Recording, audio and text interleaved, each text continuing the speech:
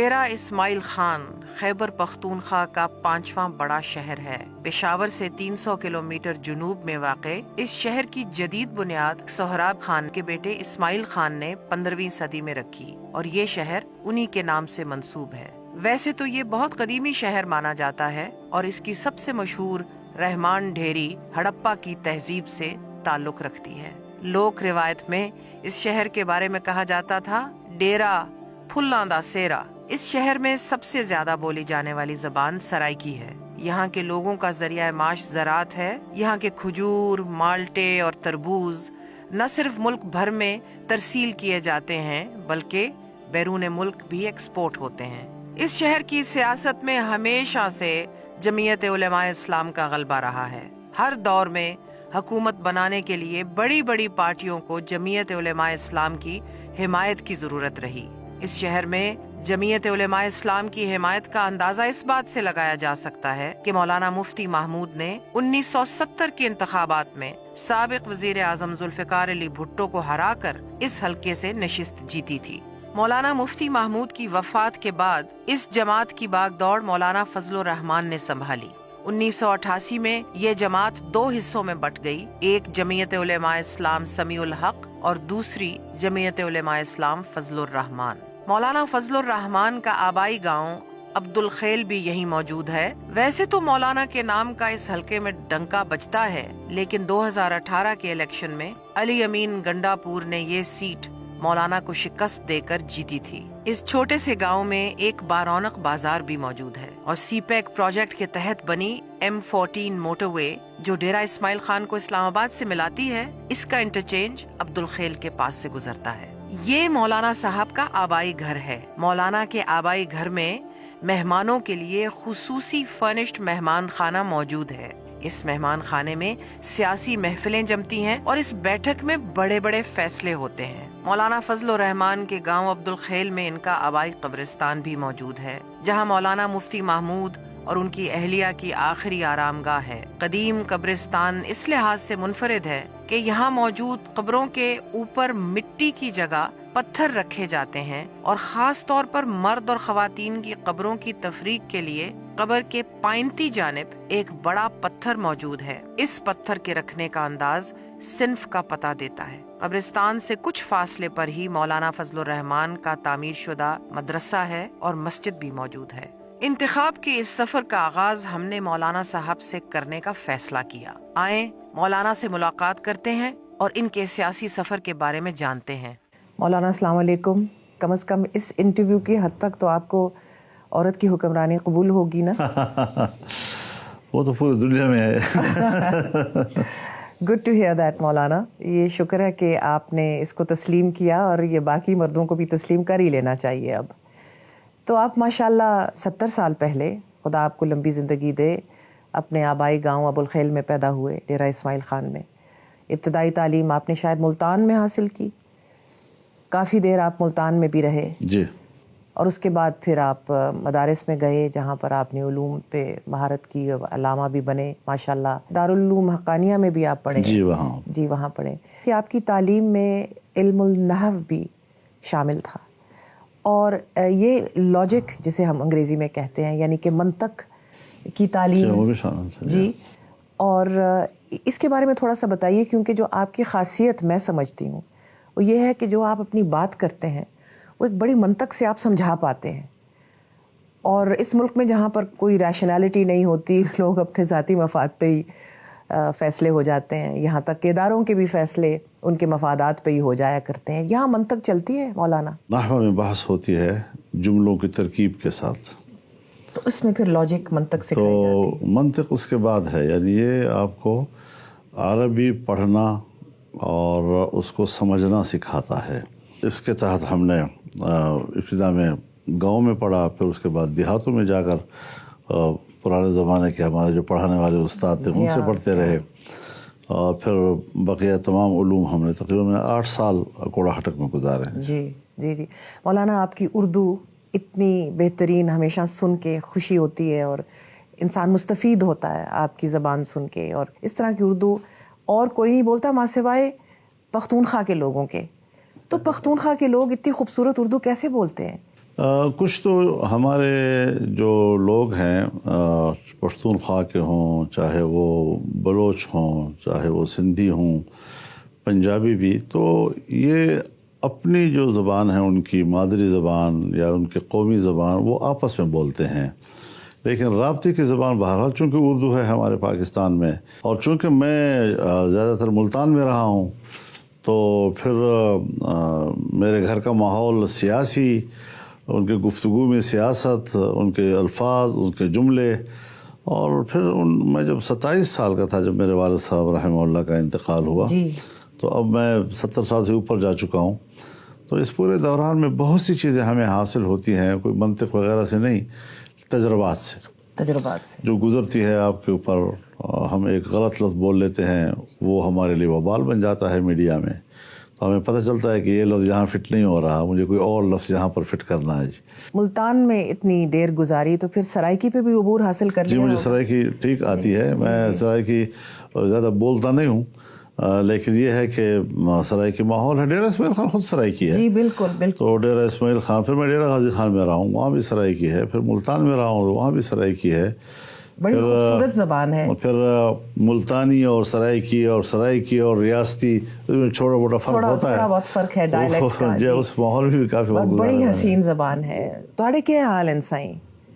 میں الحمدللہ بالکل ٹھیک ہے۔ انڈس ویلی سویلائزیشن کی زبان شاید سرائکی ہی نکلے جب وہ تختیاں پڑھی جائیں ایونچولی۔ آدھے ہیں کہ سرائکی بہت پرانی زبان ہے، اے صحیح ہے جی؟ بہت پرانی زبان ہے؟ یہ کوئی شک نہیں، سرائکی یقیناً بہت پرانی زبان ہے، لیکن سرائکی جو پیرل انڈس کلچر ہے ساڈا، جی اندر ہند کو تے سرائکی، جی ہاں، یہ دوہاں دا اپنے اپنا میدان اے دریا دی زبان ہے بس، جڑی ہند کو تو جڑے ہزارہ ایبٹ آباد تے تسا آمن جو اٹک تک یہ سارے ہند کو ہے۔ جی ہاں، تے جڑے ویلے اساں میاں والی داخل تھیندے ہیں، بھکرج داخل تھیندے ہیں، ان دے بعد ڈیرہ اسماعیل خان، اگوں تے ڈیرہ غازی خان، ملتان، یہ بس سرائکی بن ویندے جی۔ جڑے ویلے اساں اگوں تے ویندے ہیں بہاولپور، رحیم یار خان، یہ بس ریاستی زبان ہوندی، پرانے ریاستی زبان۔ تاریخ دان آدھے ہیں درائے سندھ دی تہذیب دیاں تختیاں پڑھیاں جاون گیاں، ادوں سرائکی زبان تھی وے گی۔ میرے خیال میں میری سرائکی آپ کی سرائکی سے اچھی ہے۔ کوشش تو کر سکتے ہیں، کہنا ہے یہ تاریخ دانوں کا اور آرکیالوجسٹ جی جی، اس میں کوئی شک نہیں، اس میں بہت قدیم، یہ قدیم زبانیں ہیں، ہمارے اس خطے کی قدیم زبانیں ہیں۔ ایک دفعہ میرے شوہر نجم سیٹھی اور میں ہندوستان گئے، وہاں پر ہمیں ایک نہایت خوبرو خاتون ملی جو دلی میں رہتی تھیں اور اونچی لمبی گوری چٹی تھیں، اور ان کو میں دیکھ رہی تھی اور میں نے سوچا کہ یہ تو ہمارے علاقے سے ان کا تعلق ہوگا، ان کی پشتوں کا۔ تو میں نے ان سے پوچھا تو کہنے لگیں کہ میرے بڑے ڈیرہ اسماعیل خان سے ہجرت کر کے تقسیم کے دوران یہاں ہندوستان میں آ کے مقیم ہوئے۔ تو میں نے کہا کہ اور اس کے بارے میں اور تمہیں کچھ یاد ہے، پتہ ہے؟ تو کہنے لگیں کہ مجھے میری دادی نے پالا اور میں سب سے چھوٹے بیٹے کی اولاد تھی، تو میری دادی اور دادا بہت بوڑھے ہو چکے تھے تب تک، اور دو باتیں وہ آپس میں کرتے تھے، تو آپ کو اگر معلوم ہو کہ وہ کیا کہتے تھے، میرے دماغ میں وہ گھومتی ہیں، وہ الفاظ گھومتے ہیں، لیکن مجھے ان کا مطلب نہیں معلوم۔ تو میں نے کہا کیا کہتے تھے؟ تو کہتی ہیں کہ دادا دادی کو کہتے تھے بار بار کی تھی سی۔ تو میں نے کہا کی تھی سی نہیں، وہ پوچھتے ہوں گے کی تھی سی، یعنی کہ کیا ہوگا مجھے۔ پھر کہنے لگی کہ پھر دادا دادی کو ہر 2-3 دن کے بعد کہتے تھے داون سو کہ نہ داون سو۔ میں نے کہا وہ کہتے تھے دھاون سو کہ نہ دھاون سو، کہ میں نہا لوں کہ نہ نہاؤں۔ ایسے ہی ہے جی، بالکل صحیح ہے جی، بالکل صحیح ہے۔ تو بتائیے کہ پھر سرائکی اور پشتو میں سے، کیونکہ آپ کا ایک مروت پشتون خاندان کے ساتھ تعلق ہے اور مادری زبان آپ کی پشتو ہے، تو ان دونوں میں سے زبانوں میں سے گھر پہ تو آپ پشتو ہی بولتے ہیں؟ جی پشتو ہی بولتے ہیں ہم گھر میں، اور چونکہ ہماری پیدائش مروت میں ہوئی ہے، میرے ننیال جو ہیں وہ سب مروت ہیں، تو اگرچہ ہم ناصر قبیلے سے تعلق رکھتے ہیں، لیکن چونکہ ہماری اپنی پیدائش مروت قوم میں ہوئی ہے اور ہمارے سارے رشتے جو ہیں وہ مروت قوم کے ساتھ ہیں، تو تقریباً وہی کلچر، وہی زبان، وہی عادتیں ہمیں ساری زندگی کی، گھر کے بچوں کے سب ایک ہی ماحول میں ہم زندگی گزار رہے ہیں۔ تو اپنے جو ہماری قوم ہے وہ زیادہ تر بلوچستان میں، پھر آگے افغانستان میں، تو ان کے ساتھ ہمارا کوئی زیادہ رابطہ نہیں ہے. آنا جانا رہتا ہے، آ جاتے ہیں وہ ہمارے مہمان، ہم چلے جاتے ہیں ہم ان کے مہمان، لیکن کوئی زیادہ ہمارا مربوط وہ نظام نہیں ہے. الا یہ کہ کچھ لوگ ان قبیلوں کے جو ہمارے وہ ڈیرہ اسماعیل خان میں آباد ہیں، جی، تو جو ڈیرہ اسماعیل خان میں آباد ہیں ان کے ساتھ تو روزانہ کا ملنا جلنا ہوتا ہے. جب بھی ہم جاتے ہیں ان کے لوگ آ جاتے ہیں، ہم ان کو ملنے چلے جاتے ہیں، ہم شادی میں شریک ہوتے ہیں. لیکن زیادہ تر ہمارا تعلق جو ہے یہیں اپنے مروت قبیلے کے ساتھ ہی ہے. جی. آپ کے مرحوم والد مرحوم و معروف مولانا مفتی محمود صاحب، مجھے یاد ہے بچپن میں جب ہم اپنے بڑوں کے ساتھ ان کے مہمانوں کو ملا کرتے تھے تو میری خالہ تھیں بیگم کشور عابد حسین، ان کے ہاں مولانا کو میں نے دیکھا. میں نے خان عبدالولی خان کو بھی وہاں ہماری ملاقات ہوئی، بی بی نسیم ولی سے بھی وہاں ملاقات ہوئی، شیرباز بازاری صاحب سے بھی وہاں پر ملاقات ہوئی. یہ 1977 کی میں بات کر رہی ہوں جب 9 ستارے پی این اے بنے تھے. بالکل ٹھیک. مولانا آپ کے والد مفتی محمود صاحب نہایت سادہ میں نے ان کو پایا، لیکن بالکل اس سارے اجتماع کا حصہ تھے اور بڑا متحرک حصہ تھے. جب ان کا انتقال ہوا تو آپ 27 سال کے تھے اور آپ نے JUI جمعیت علماء اسلام کی لیڈرشپ سنبھالی اس وقت. تو اس وقت آپ نے کیا محسوس کیا کہ کیا ورثہ آپ کو ملا؟ یہ تو بڑا ایک آپ نے بڑا حساس سوال کر دیا، جو میں خود بھی سوچتا ہوں کہ ابھی تو میں نے سوچا بھی نہیں تھا کہ اتنا جلدی مجھے والد صاحب چھوڑ جائیں گے.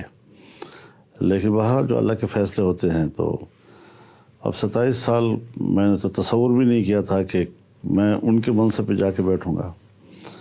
لیکن جماعت نے مجھے کھینچا، اور ہر طرف سے جو میرے والد کے رفقا تھے، بزرگ اکابر، تو انہوں نے مجھے اس بات پر آمادہ کیا کہ اگر جماعت کو اس وقت سنبھالنا ہے تو پھر آپ نے نکلنا ہے. کیونکہ کارکن کا جو اعتماد مفتی صاحب پر تھا اور ایک تعلق ان سے بن گیا تھا، وہ تعلق تبھی برقرار رہ سکتا ہے جب آپ خود جو ہے ان کے پاس جائیں گے. اور اب میرا تعارف بھی نہیں تھا اس زمانے میں، صرف ان علماء کو میں جانتا تھا یا ان جو جماعتی بزرگوں کو کہ جو والد صاحب کے پاس آیا کرتے تھے، اور گھر میں ان کو دیکھتا تھا، وہ ہمارے مہمان ہوتے تھے. تو اس سے زیادہ میرا تعارف نہیں تھا. جی پھر اس کے بعد ظاہر ہے مجھے گھر سے نکلنا پڑا، پھر ان لوگوں تک پہنچنا پڑا، ان سے ملاقاتیں ہوئی، تعارف ہوا. اور اس طریقے سے پھر وہ جو ایک نوجوان حلقہ جماعت کے اندر تھا، اس نے بہت جذباتی انداز میں ہمیں سپورٹ کیا، کارکن نے ہمیں سپورٹ کیا پورے ملک کی سطح پر. اور آج 42-43 سال اسی وادی خاردار میں جی ہاں، سب بھی وادی خاردار میں بھٹک رہے ہیں. مولانا آپ اکیلے نہیں ہیں، ہم بھی شامل ہیں، اسی سفر کا حصہ ہیں ہم لوگ سارے. لیکن جس چیز کا مجھے تعجب ہوتا ہے وہ یہ کہ آپ لوگوں کی ماشاءاللہ ایک مذہبی جماعت ہے، لیکن مولانا مفتی محمود نے بھی، آپ نے بھی جب بھی الحاق کیا تو آپ نے سیکولر جماعتوں کے ساتھ، لیفٹ کی جماعتوں کے ساتھ، سینٹرسٹ جماعتوں کے ساتھ الحاق کیا، نہ کہ آپ جماعت اسلامی کے ساتھ الحاق کریں یا باقی مذہبی جماعتوں کے ساتھ. تو کہ مولانا مفتی محمود نے بھی اس زمانے میں جب بھٹو صاحب کا دور تھا تو چیف منسٹر خیبر پختونخوا اس وقت فرنٹیئر کہتے تھے، وہ بنے، اور ان کے جو الائنس پارٹنرز تھے اس وقت وہ نیشنل عوام پارٹی تھے اور قوم پرست جماعتیں بھی تھیں، اور ان کا اتنا ہی حصہ تھا اس جدوجہد میں جتنا باقیوں کا تھا. تو یہ غیر فطری الحاق نہیں ہے؟ جمعیت علماء ہند کی جب تشکیل ہوئی ہے 1919 میں، تو برصغیر کی تمام مکاتب فکر کے علماء اس میں شریک تھے. ایک مکتبی فکر نہیں تھا اس میں. جی ہاں، بعد میں پھر حالات بدلتے گئے، لوگ اپنے اپنے پلیٹ فارم پہ چلے گئے، لیکن یہ تھا کہ یہ پورے ملک کے لیے، پورے وطن کے لیے جماعت بنائی گئی تھی، اور اس میں مسلکی تعصبات اور دائرے نہیں ہوا کرتے تھے. لیکن اب ظاہر ہے جی کہ حالات بدلتے ہیں، اور ان حالات میں بھی جب ہماری سیاست کو ہمارے اکابر نے زندہ رکھا اور اس کو تسلسل دیا، تو اس میں یہ چیز تھی کہ سیاسی طور پر میرے قریب کون ہے. مثال کے طور پر میں آپ کو ایک بات بتاؤں،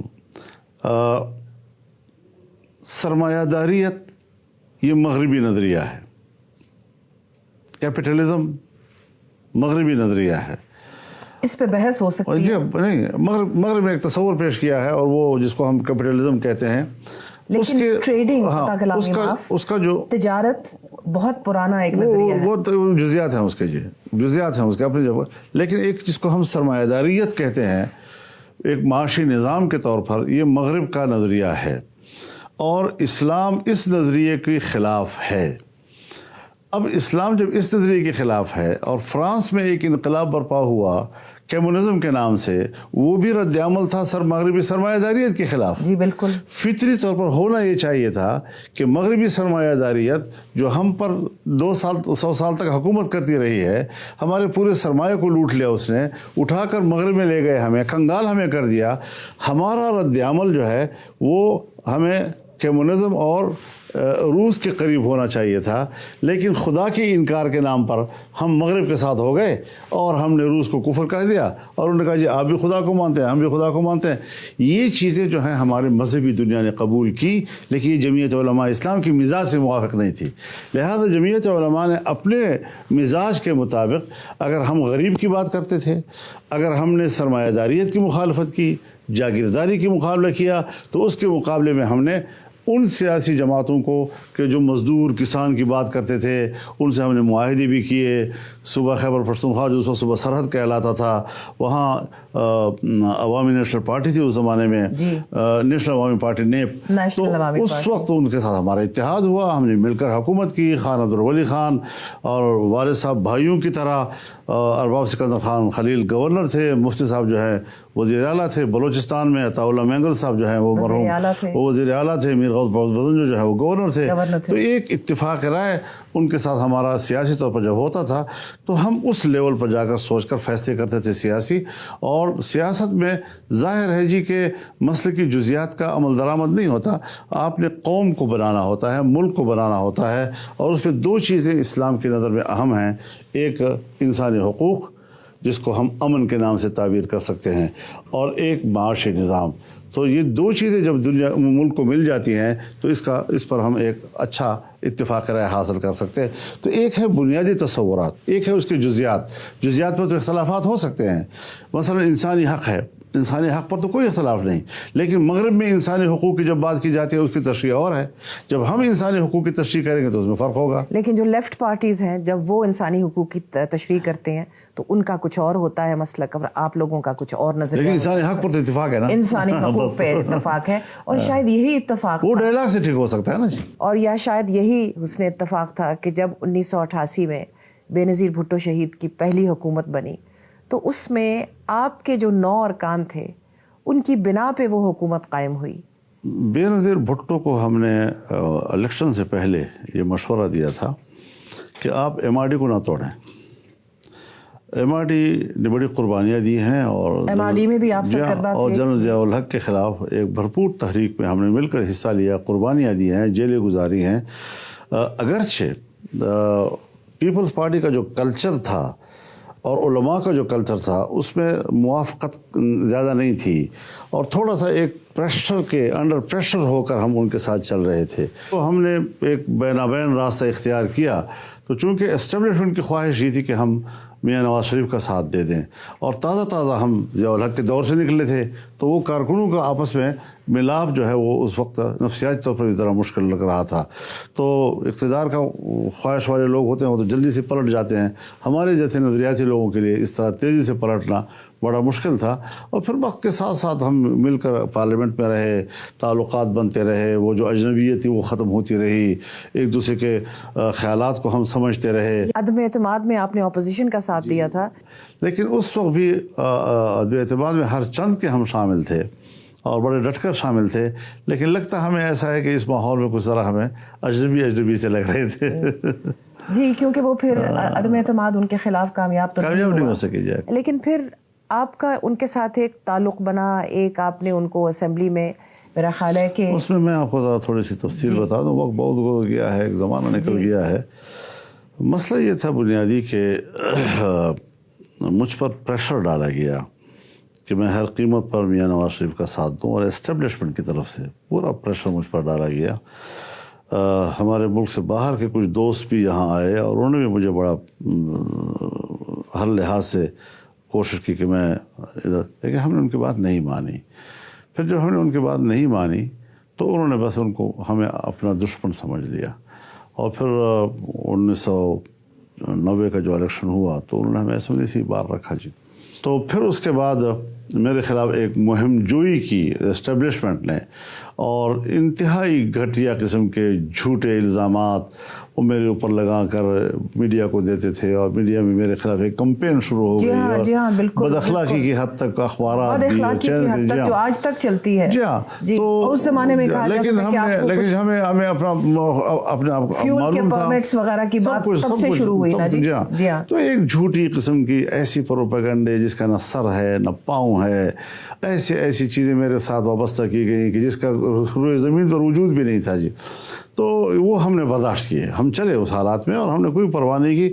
ان کو ہم نے اپنے اوپر اثر انداز نہیں ہونے دیا، اور جس کے نتیجے میں آج ہم ایک بہتر سیاست کر رہے ہیں جی.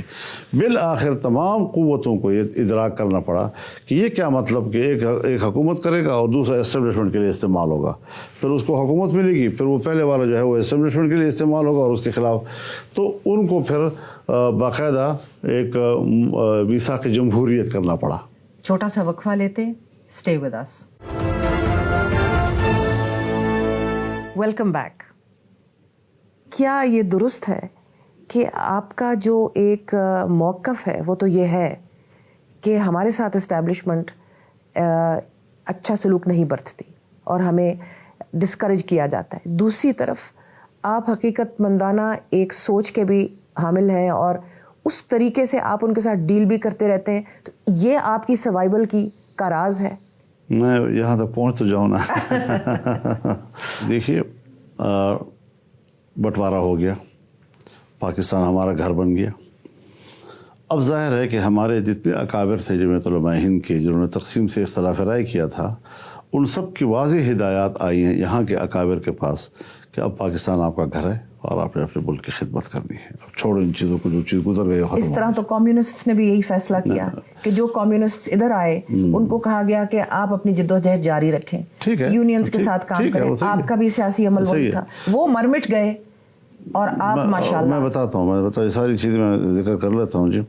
دیکھیے 1951-52 تک تو ہمارے تینوں مسلح افواج کے سربراہان بھی انگریز رہے، ہمارے گورنرز بھی انگریز رہے، ہمارے چیف منسٹرز بھی انگریز رہے. تو 51-52 کے بعد یہ آخر ریٹائرڈ ہو گئے اور چلے گئے. لیکن جس جمہوریت کے تصور کے ساتھ پاکستان بنا تھا وہ پورا نہ ہوا، اور بانی پاکستان کا جو تصور تھا اس حوالے سے وہ تو خود گورنر جنرل بنے تھے مولانا، وہ پرائم منسٹر نہ بنے. جواہر لال نہرو پرائم منسٹر بنے، محمد علی جناح صاحب تو گورنر جنرل بنے پہلے دن. پھر انہوں نے ڈاکٹر خان صاحب کی منسٹری، ایوب کھوڑو کی منسٹری، ان دونوں کا انہوں نے تختہ کیا. تو پھر جمہوریت کہاں گئی؟ یہ ساری چیزیں میں عرض کر رہا ہوں نا کہ ملک جمہوری اصولوں پہ چلا نہیں ابتدا سے، اس کی بنیاد نہیں پڑ سکی. اور کیوں نہیں پڑ سکی؟ اب نظریہ تو قرارداد مقاصد ہے، راستہ جمہوریت ہے، لیکن نظام جو ہے وہ ابھی بھی سامراجی ہے. اب نہیں تو اس نظریہ رہا ہمارا، اور نہیں وہ رویے رہے ہمارے. اس کے بعد فوج نے ملک پر قبضہ کر لیا. ایوب خان نے جب وہ بریگیڈیئر تھا اور ابھی وہ جنرل نہیں بنا تھا، اس وقت سے قائد اعظم کے احکامات کو نظر انداز کرنے کی روش انہوں نے اسی وقت اختیار کی، اور وہ بانی پاکستان کی نظر میں بڑے معتوب تھے اس زمانے میں. لیکن بہرحال ایک سلسلہ چلا، اور پھر جس طرح سکندر مرزا، پھر جزوی مارشل لا، پھر مکمل مارشل لا، یعنی سن 47 میں پاکستان بنتا ہے اور 1958 میں پھر مارشل لا لگ جاتا. 11 سال تک مارشل لا رہتا ہے جی. تو یہ سارے 11 سال کہاں رہا جی؟ انہوں نے تو پھر یحییٰ خان کے حوالے کیا نا، جمہوریت تو پھر بھی نہیں آئی، تو 71 تک مارشل لا رہا جی. تو یہ ساری چیزیں حضرت ایسی ہوئی ہیں کہ جس کو اگر ہم آج اس کا تجزیہ کریں تو یہ کیا تھا. اس کا معنی یہ ہے کہ ملک مکمل طور پر اسٹیبلشمنٹ کے قبضے میں ہوگا، اور اس کے ساتھ حکومت کے کام میں شریک ہوں گے ایک تو جاگیردار طبقہ اور ایک بیوروکریٹ طبقہ. जनरल ज़ियाउल हक के ज़माने में एक सनतकार तबका भी उसमें शामिल हो गया हुकूमती गर्दिश में जी। तो ये सिलसिले हमारे मुल्क में चलते रहे हैं। आवाम का तो प्रेशर जब आया 1970 में इलेक्शन हो गए, लोग कहते हैं कि बड़े ईमानदाराना इलेक्शन थे, लेकिन क्या ईमानदाराना थी कि आपने अक्सरियत को तस्लीम नहीं किया। मैं जब जमहूरियत की बात करता हूँ और फिर ये भी कहता हूँ कि मैं इस अक्सरियत को नहीं मानता, मैं शेख मुजीब को वज़ीर आज़म नहीं तस्लीम करता, मैं बंगाली को तस्लीम नहीं करता, 56% वो है, तो मैं कहाँ जमहूरी रहा? मेरा तो जमहूरियत का दावा नफ़ी हो गया जी। फिर उसके बाद यहाँ पर बचे कुछ पाकिस्तान में जो हुकूमतें बनी, उस बचे कुछ पाकिस्तान में भी हज़रत अदब इस्तेहकाम था, बलूचिस्तान की हुकूमत उड़ा दी गई, हमारे हुकूमत ने वारिस साहब ने इस्तीफ़ा दे दिया, एक भूचाल आया मुल्क की सियासत में। तो ये कब जमहूरी रवैये थे जो हमारे इस बचे कुछ पाकिस्तान में अभी हमने चलना भी नहीं सीखा था, जमहूरियत ने अभी चलना भी नहीं सीखा था और हमने जमहूरियत पर वार कर दिए। ये सारे वो सवालात हैं जिसको अगली नस्ल ने पढ़ना है, अगली नस्ल ने इन सवालात को समझना है। तो मौलाना ये भी समझना है कि इस दौरान हम अब 2000 की दिहाई में आ चुके हैं, जब जहाँ तक हमारा इंटरव्यू अभी तक आया है। इस दौरान 50 साल पाकिस्तान के गुजरने के बाद भी आप देखिए कि पीपल्स पार्टी जो है वो भी काफ़ी हद तक इस्टेब्लिशमेंट ने ख़त्म करने में कामयाबी हासिल की। पुरानी पार्टीज़ जो थी, आज़ाद पाकिस्तान पार्टी, अवामी नेशनल पार्टी, जो पहले नेशनल अवामी पार्टी थी, फिर ANP बनी, फिर बलोच कौम परस्त वगैरह, तो इनके साथ सबके साथ एक बाकायदा उन लोगों का यानी कि मुकाबला होता रहा और उनको उनके हुकूक से, उनके वोट से वगैरह महरूम किए गए, वन आफ्टर द अदर, एक के बाद दूसरा। माशाल्लाह आप जमीयत उलमा इस्लाम उधर से लेके अब तक आपकी ये जो एक सर्वाइवल है, आप लोगों का तवाना रहना और आज भी मजबूत रहना, इसकी क्या वजह है जबकि इतने लोग मर मिटे हैं? मैं इस सिलसिले में यहाँ तक पहुँचते पहुँचते आपके सवाल आ जाता है बीच पे। देखिए मैं आपकी रवानी ऐसी है ना मौलाना कि सुनने को दिल करता है कि सुनती चली जाऊं, लेकिन फिर इंटरव्यू पाए तकमील तक नहीं पहुंचेगा। मैं गुजारिश करूँ आपसे जी, इस नज़रियाती पस मंज़र के साथ हमने एस्टेब्लिशमेंट से नाराज़गी भी मोल ली, तलखियाँ भी मोल ली, हम झुके भी नहीं। उन्होंने जो कुछ किया हमने कभी कम्प्रोमाइज़ नहीं किया। लेकिन आपने सर्वाइव तो किया है। लेकिन हमने बहरहाल खुद भी हम सोचते हैं ना, हमने खुद भी सोचा कि बजाय इसके कि हम शिद्दत की सियासत करके मुल्क के एस्टेब्लिशमेंट के साथ टकराव की ज़िंदगी गुजारें, हम क्यों इस्लाह अहवाल की तरफ ना जाएं? क्यों? एक है इनकलाब और एक है जमहूरी रवैया, जमहूरियत, और एक है गुजारा। जमहूरियत में तदरीजी इस्लाहात का तस्वर होता है, एकदम से इनकलाब का तस्वर नहीं होता जी। तो जब आप एक स्टेज से दूसरे स्टेज पे जाते हैं तो आपको उसके दरमियान में एक गुजारा टाइम भी देना होता है, ताकि हम उस वक्त तक अपने आप की पहचान भी करा सकें और उनको भी समझ में आए कि ये क्या लोग हैं और किस तरह जीना चाहते हैं। हमने ये साबित कर दिया कि हर चंद के हमें दीवार से लगाने की कोशिश की गई, लेकिन ना हमने अपनी हुब्बुल वतनी पे कोई कंप्रोमाइज़ किया, ना हमने अपने नज़रियात पे कंप्रोमाइज़ किया। और आज मुल्क की सियासत में जमीयत उलमा जो है वो एक अवामी क़ुव्वत है, वो एक मसलकी क़ुव्वत नहीं है। हमने मसलक से बाहर निकल कर काम किया है। हमने तो आपकी कामयाबी है और मौलाना आज पीपल्स पार्टी, माफ़ कीजिएगा, जो कि एक पूरी कौमी पार्टी थी ये मगरबी पाकिस्तान में, वो इंटीरियर सिंध पे महदूद होकर रह गई है। आप लोगों ने अपना कदम बढ़ाया, आपने अपना फुटप्रिंट बढ़ाया है। इसमें फ़र्क है जी, फ़र्क है। मैं बताता हूँ जी, एक है वोट की क़ुव्वत और एक है वर्कर की क़ुव्वत। आज भी स्ट्रीट पावर हमारे पास है, आपके पास बहुत से रज़ाकार हैं, लेकिन हमारे पास स्टेट पावर नहीं आ रहा अभी तक। तो उसके लिए कंप्रोमाइज़ करने पड़ते हैं, जो हम अभी उस प्रोसेस में अभी इस पर आने को तैयार नहीं है जी। अभी अब इलेक्शन आ रहा है ना जी, तो जब हम लड़ते हैं और हमें क्राउड इकट्ठा करना होता है, हमने टेंशन लेनी होती है, तो सारी पार्टी कहते हैं JUI आगे हो जाए, और जमीयत का कारकुन जो है वो निकलता है। हमने 2 दिन के नोटिस पर शाहराह दस्तूर को भर दिया था जी हाँ। और हमने इन गुज़श्ता 3 सालों में जब इमरान रजीम की गवर्नमेंट थी, तो تو اس وقت ہم نے کوئی 14 ملین مارچ پورے ملک میں کیے تھے. مولانا آپ کے اتنے رضاکار ہیں, اتنے آپ کے اسٹوڈنٹس ہیں, یہ اتنا بڑا نظام کون چلاتا ہے؟ اتنا بڑا نظام اللہ ہی چلاتا ہے. ان کی فنڈنگ کہاں سے آتی ہے مولانا؟ وہ خود فنڈ رائزنگ کرتے ہیں اپنے طور پہ. رضاکاروں کی جو تنظیم ہے وہ بھی بہت بڑی تنظیم ہے آپ کی, تو ان کی فنڈنگ کہاں سے آتی ہے؟ ان کی کوئی فنڈنگ نہیں ہے, وہ جماعت کے کارکن ہوتے ہیں, ان کا کوئی اپنی حیثیت نہیں ہوتی, صرف اور صرف جماعت کا کارکن ہوتا ہے. صرف یہ ہوتا ہے کہ ان کو ہم ایک نظم میں لے آتے ہیں, اس کا نام ہے انصار الاسلام. جی. تو اس کا اپنا ایک سالار ہوتا ہے, اس کے نیچے رضاکار ہوتے ہیں.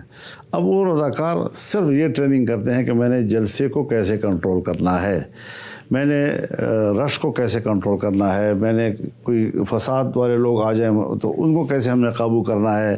تو یہ ایک تربیت سے سازی سے ہوتی ہے. جو 1000 یہاں پر 2019 میں آپ رضاکار لے کر آئے تھے, 30 لاکھ سے زیادہ میرے رکن سازی ہے میری. تو آپ جو یہاں لائے تھے رضاکار 30 لاکھ سے زیادہ ہیں؟ نہیں 30 لاکھ ہمارے کل ورکر ہیں. تو جو یہاں پر مہندی رنگ کے کپڑے جنہوں نے پہنے ہوئے تھے رضاکار آپ کے 2019 میں, جنہوں نے شارع دستور 18 دن بند رکھی, تو ان کا خرچہ کھانا پینا یہ وہ وقتی چندوں کے ساتھ ہوتا ہے. وقتی چندوں کے ساتھ ہوتا ہے, اور وہ انڈیویجولز آپ کو دیتے ہیں. بس وہ ان کا اپنا نظام ہے, اس کے حوالے کرتے ہیں. تو مولانا کیوں پھر لوگ کہتے ہیں کہ سعودی عربیہ سے بھی آپ کے تعلقات تھے, وہ آپ کو فنانس بھی کرتے رہے.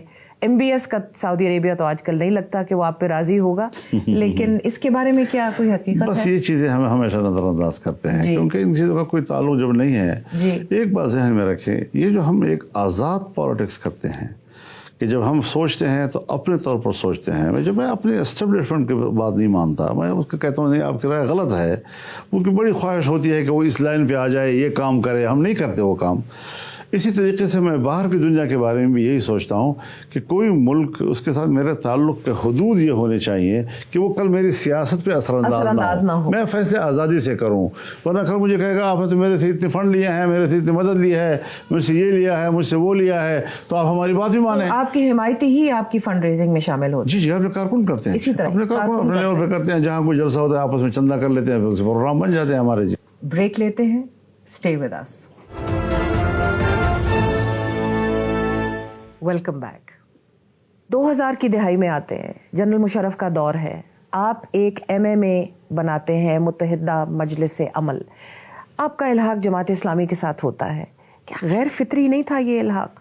کیونکہ آپ کا الحاق تو ٹریڈیشنلی جماعت اسلامی کے ساتھ ہوا نہیں. محترمہ آپ نے بھی تھوڑی دیر پہلے کہا کہ کمیونسٹ پارٹی کے ساتھ آپ کا اتحاد غیر فطری تو نہیں تھا. جی تو آپ ان کے ساتھ بھی غیر فطری نہیں, تو آپ نے سمجھا دیا تھا. نہیں, آپ نے سمجھا دیا نا مجھے, آپ نے سمجھا دیا کہ آپ کا لیفٹ پارٹیز کے ساتھ کیوں الحاق ہوتا رہا, کیونکہ آپ ایک اینٹی کولونیل, میں اس کی وجہ بتاتا ہوں, اور رائٹس بیسڈ پالیٹکس کے ساتھ کرتے ہیں. جماعت اسلامی تو بالکل برعکس. نہیں, وہ اصل میں جو حالات ہوتے ہیں اس کے تناظر میں دیکھنا پڑتا ہے. جی دیکھیے, افغانستان کی صورتحال, پھر 9/11, اس ساری صورتحال نے امریکہ کی قیادت میں پوری مغربی دنیا کو اٹھا کے وہ سب مذہب کے دشمن ہو گئے. لیکن جو امریکہ کے ہم نوا تھے, قطع کلامی معاف, یہاں پر جنرل مشرف اور ان کی جو تمام ایک ٹیم تھی, تو ان کا بھی تو یہی تھا مقصد اس وقت کہ MMA خیبر پختونخوا فرنٹیئر میں رہے, پاور پہ قابض رہے. اس وقت ANP کو فارغ کیا گیا, لیفٹ جماعتوں کو, باقیوں کو, قوم پرستوں کو فارغ کیا گیا, تاکہ یہ جنگ جو ہے امریکہ کے ساتھ, یہ فیسلٹی کے ساتھ لڑی جا سکے. مولانا یہ بھی تو لوگ کہہ سکتے ہیں نا. میں سر بات کرنا چاہتا ہوں, آپ کچھ ذرا اس وقت کے جو حالات تھے 2000 کے بعد, 2001, پھر اس کے بعد جو پورا عشرہ گزرا, اس میں خلط مبحث ہو جاتا ہے. جی گڑبڑ کر لیتے ہیں معاملات کو. جی سیاست 2 حصوں میں تقسیم ہو گئی تھی. ایک ہماری انٹرنل پالیٹکس تھی, ایک ہماری ایکسٹرنل پالیٹکس تھی. اس پہ تاثر یہ دیا گیا ملک کے عوام کو اور سیاسی ماحول کو کہ جیسے ہم کوئی مشرف کے ساتھ اتحاد کیے ہوئے ہیں, ملا ملٹری الائنس اور پتہ نہیں کیا کیا. تو یہ آوازیں ہم پر کستے جانے لگے. وہ اس لیے کہ ہم ایک اور ترجیح پہ جنگ لڑ رہے تھے اور یہ ایک اور ترجیح پہ جنگ لڑ رہے تھے. یہ طاقتور لوگ ہوتے ہیں, یہ آپ سے کہتے ہیں کہ مشرف کے خلاف لڑنا ہے, 100 میرا ساتھ دو, اور اگر نہیں دو گے تو ہم تمہیں ایسی تیزی کر دیں گے. ہم نے کہا نہیں, ترجیحات مختلف ہو سکتی ہیں. ہماری ترجیحات, اب میں جیل میں رہا ہوں نا, मुशर्रफ के ज़माने में तो उस ज़माने में तो एक लीडर भी जेल में नहीं था, अगर थे तो वो इसी करप्शन हो जिस तरह होता है सियासत में, कुछ पीपल्स पार्टी के लोग भी और मुस्लिम लीग के लोग भी, तो उन पर चूंकि उन्होंने हाथ डाल दिया था, वो जेलों में भी चले गए थे, कुछ बाहर मुल्क में रह गए थे, तो इसलिए उनकी जंग जो है वो इंटरनल पॉलिटिक्स के हवाले से मुशर्रफ के साथ हो फिर गई। आप एमएमए को 2008 में आप कंटिन्यू रखते, जारी और सारी रखते, आपने 2008 में एमएमए खत्म कर दी। बस हमने जैसे खत्म ही नहीं किया, मुशर्रफ का दौर खत्म हमने हुआ। खत्म नहीं किया, जिन्होंने खत्म किया मैं उसको ज़ेर बहस अभी नहीं लाना चाहता जी। अभी तो फिर मौलाना फिर तो क्या फ़ायदा नहीं है, क्योंकि अभी ये चीज़ें हम जानते हैं कि किसने ख़त्म किया, क्यों ख़त्म किया, क्या वजह थी, सारी चीज़ें, और उसमें किसका अमल दखल होता है, वो सारी चीज़ें एक वक्त, जिस तरह आज हम बातें कर रहे हैं तो एक वक्त आएगा उस वक्त बातें उस होंगी वक्त आप फिर इंशाअल्लाह। अपनी सवानी उम्री में लिख दीजिएगा। मौलाना is now a presentable, moderate leader looking for a higher and bigger role. Is that correct? सही है। मैं प्राइम मिनिस्टर का इलेक्शन लड़ चुका था, अगर पीपल्स पार्टी अपना कैंडिडेट न खड़ा करती और अपोजिशन का वोट तकसीम ना होता तो हम कामयाबी की पोजीशन में थे जी।